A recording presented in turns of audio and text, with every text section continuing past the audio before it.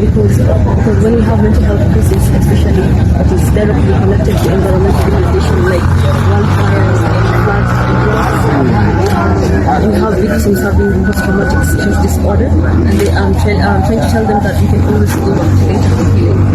Also, it's a form of silent protest against destruction of indigenous trees, and also to call people to honor indigenous people.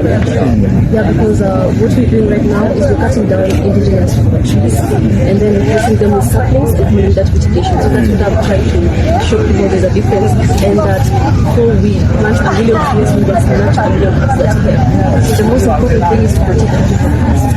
Yes, and also I believe that conservation will be different. Thank you very much. We'll see you after you've broken the record. We'll be in touch. God bless you. Thank you.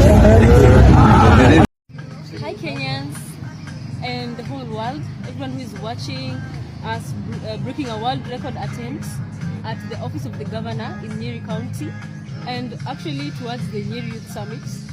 Thank you so much for your support, everyone. I don't know how to thank you enough. Thank you for everyone from Nyeri County and other places. People have traveled to come and take vigil and share the share the message widely, media, everyone. I'm so happy, and right now we are about to clock into the 29th and below. So from the 72 hours, I'm just remaining with 29 and below. 29 hours actually. Yes. So soon, very soon, and it's actually tomorrow at noon, we are going to clock it.